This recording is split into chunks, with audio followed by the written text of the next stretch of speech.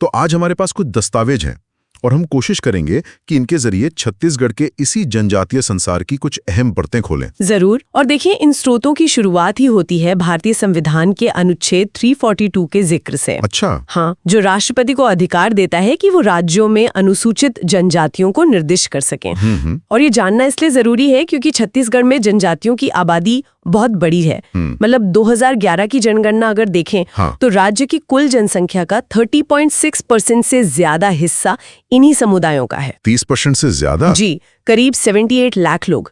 और ये पूरे देश की जो आदिवासी आबादी है उसका लगभग 8% बनता है। बाप रे, ये तो वाकई बहुत बड़ा हमला है।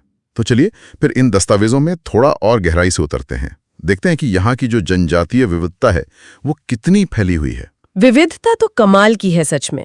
स्रोत बताते हैं कि छत्तीसगढ़ में 42 मतलब 42 अलग अलग तरह की जनजातियां हैं। 42? हाँ, और इनको भी आगे 161 उप समूहों में बांटा गया है।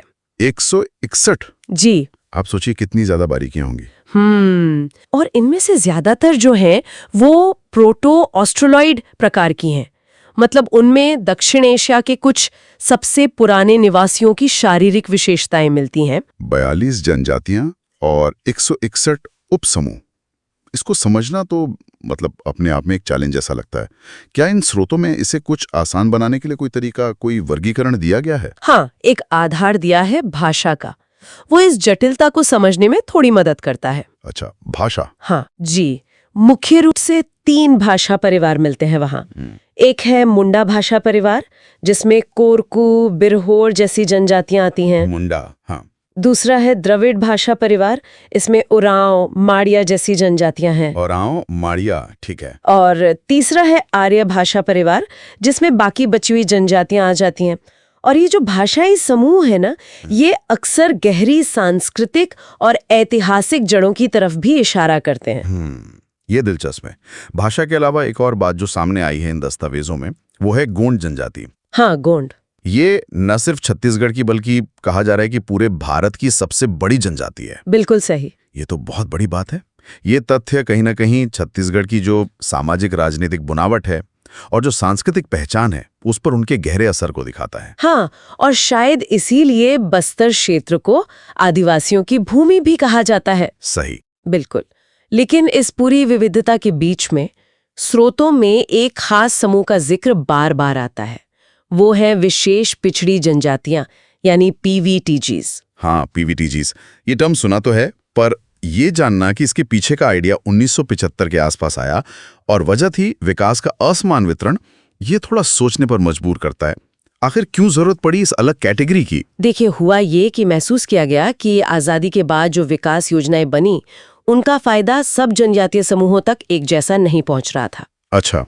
कुछ समूह ऐसे थे जो अब भी गुजारे के लिए बहुत पुरानी मतलब प्री एग्रीकल्चरल तकनीकों पर निर्भर थे, जिनमें साक्षरता लगभग थी ही नहीं और जिनकी आबादी या तो बढ़ नहीं रही थी, स्थिर हो गई थी या फिर घट रही थी। तो इन्हीं सबसे ज्यादा जरूरतमंद और हाशिए पर मौजूद समूहों की पहचान करके उन पर खास ध्यान देने के लिए ये पर्टिकुलरली वल्नरेबल ट्राइबल ग्रुप या PVTG की श्रेणी बनाई गई। अच्छा, तो ये एक तरह से उन समूहों पर फोकस करने का तरीका था जो विकास की दौड़ में पीछे छूट रहे थे। बिल्कुल। तो छत्तीसगढ़ में ऐसे कितने समूह हैं जिन्हें चिन्हित किया गया है? भारत सरकार ने छत्तीसगढ़ की 5 जनजातियों को PVTGs का दर्जा दिया है। नाम है अबुझमाड़िया, बैगा, बिरहोर, पहाड़ी कोरवा और कमार। 5 अबुझमाड़िया, बैगा, बिरहोर, पहाड़ी कोरवा, कमार। ठीक है जी।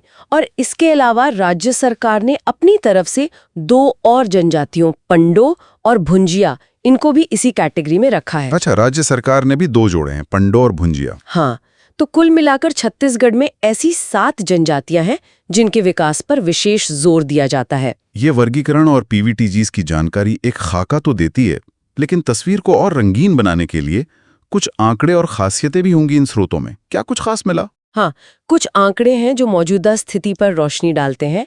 जैसे 2011 की जनगणना के हिसाब से देखें तो छत्तीसगढ़ की जनजातियों में जो औसत साक्षरता दर थी वो करीब 50.11% थी। 50%? जी। और वहीं 2001 से 2011 के बीच 10 साल में इनकी जनसंख्या वृद्धि दर 18.23% रही। 50% साक्षरता। एक तरफ तो ये शायद पिछली स्थितियों से सुधार दिखाता हो, पर आज के जमाने में क्या ये पर्याप्त है, खासकर जब हम समावेशी विकास की बात करते हैं? ये सवाल बिल्कुल जायज है। ये आंकड़ा हमें चुनौतियां भी दिखाता है और प्रगति भी। और इसी से जुड़ी एक और बात है स्रोतों में कि जनजातियों के बीच भी काफी अंतर है। अच्छा, किस तरह का अंतर? जैसे जहां अबुझमाड़िया जनजाति को आर्थिक रूप से सबसे पिछड़ा माना गया है, वहीं हल्बा जनजाति जो है वो साक्षरता में सबसे आगे है। ओह अच्छा, तो मतलब जनजाति कह देने भर से काम नहीं चलता, उनके अंदर भी काफी फर्क है। शैक्षिक स्तर पर ही नहीं है, सांस्कृतिक रूप से भी बहुत गहरा है। जैसे मुरिया जनजाति है, वो अपनी अनूठी और बहुत समृद्ध सांस्कृतिक परंपराओं के लिए जानी जाती है, खासकर उनका घोटुल सिस्टम। हाँ, घोटुल के बारे में सुना है, वो युवा गृह जैसा कुछ होता है ना? जी बिल्कुल, उनका अनोखा युवा गृह या सामुदायिक केंद्र।